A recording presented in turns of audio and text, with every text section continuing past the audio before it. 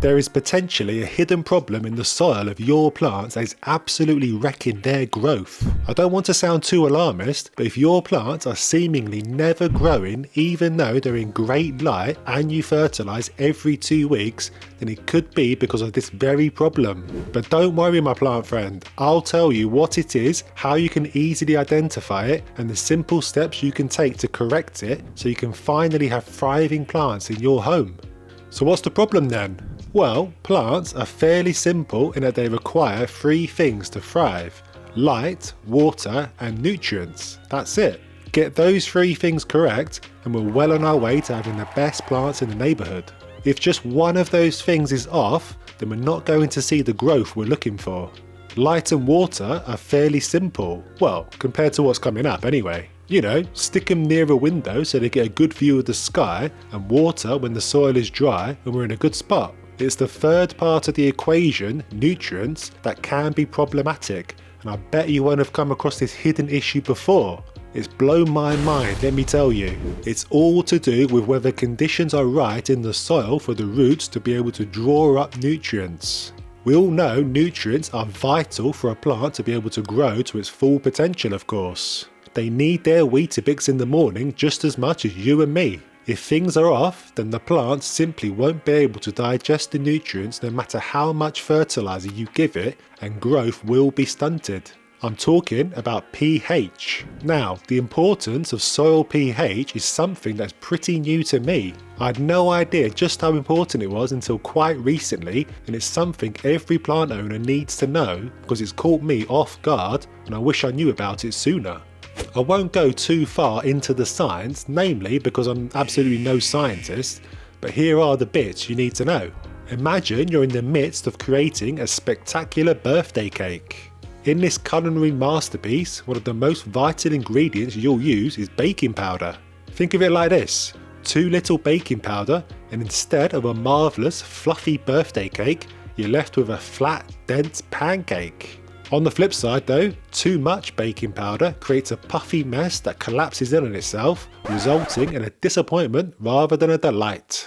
The pH levels in the soil of your plants works in a similar way. Just as in baking, when there's an imbalance in pH, your plants may struggle to thrive as intended.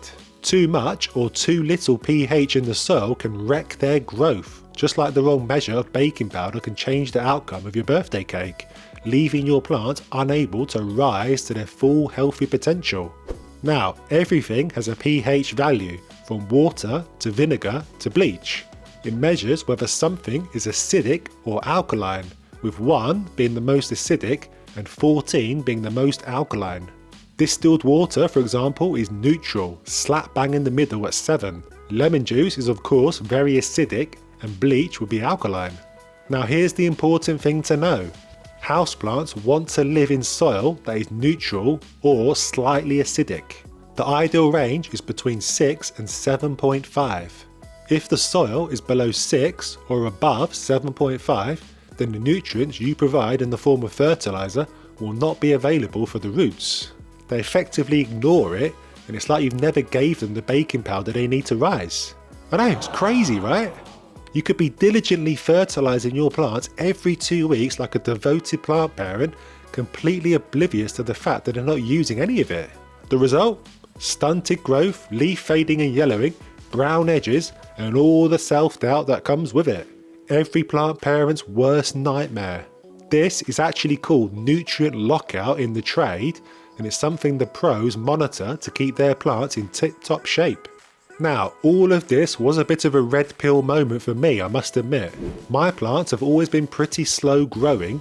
I just simply put that down to the poor light in my home here in cloudy Sheffield. But what if the problem was in my soil all this time? My poor plants might have been suffering all this time without me knowing. No wonder they look like they hate me. If only they could talk, eh? So how on earth can you find out whether your soil is too acidic or too alkaline? Well, there are a few options, some of which are more reliable than others, but also less convenient. The option you choose will be based on how far down the rabbit hole you want to go. The best, most reliable way is to take a few samples of your soil and send it off to a lab to be analysed. This will tell you exactly what's going on and will be 100% accurate. The problem is, of course, who wants to be doing that for all their plants? I mean, the soil of each of them would be slightly different, won't it? I guess you could do a selection to give you a steer on what's going on though. The other option is to go full DIY. That usually comes in the form of a home soil testing kit or a probe you can stick into the soil.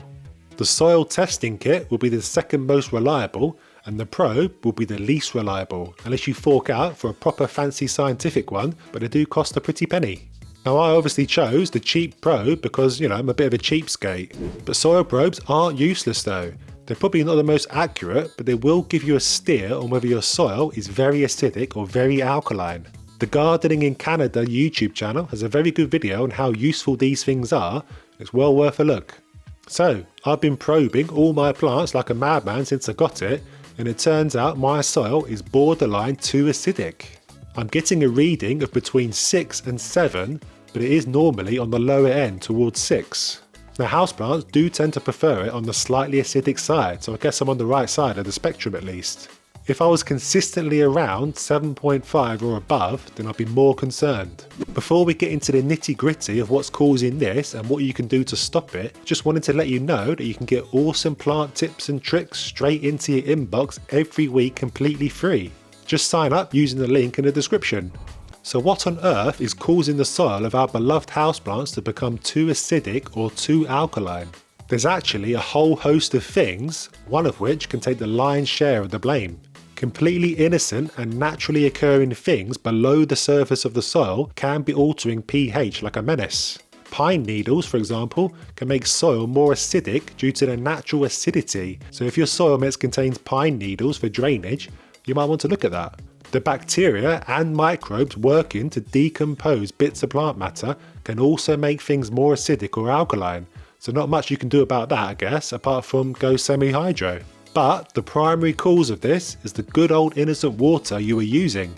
Yes, chances are the water coming out of your tap won't be perfectly neutral. Here in the UK, our water tends to be on the more acidic side, whereas in North America it tends to be more alkaline.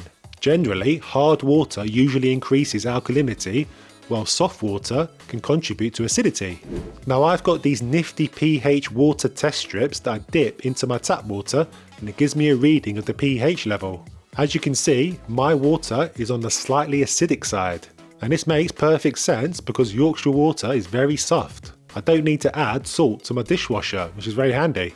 Continually watering with slightly acidic water will make the soil slightly acidic over time. Makes sense, right? It is well worth getting yourself these strips so you at least know the pH of the water you're giving your plants. It's pretty eye-opening, let me tell you. And this is particularly true if you're semi-hydro. So what do you do when you've tested your soil and it's not in the Goldilocks zone? Like I said, water is the biggest contributor to soil pH, so the easiest solution is to adjust your water. But how? Thankfully, there are simple to use products on the market that will raise or lower your pH. I'm not sponsored or anything, but you essentially add a drop or two to your water, test the pH until it reads neutral or slightly acidic, and be on your merry way. But I'm actually going to hold off on altering my water for now because it looks like I'm just about in the safe zone, but I'll be continuing to monitor with my trusty meter. Now, you might be thinking you're perfectly safe because you water with distilled water, and yes, this is true. Distilled water is pH neutral, so it won't directly make your soil more acidic or alkaline, but there is a catch: nutrient leaching. Yes, distilled water is so pure that it's actually hungry for nutrients. So hungry that it acts like a leech. To get the full story, make sure you click on the link now. You and your plants definitely don't want to miss out, and make sure you subscribe for more fun.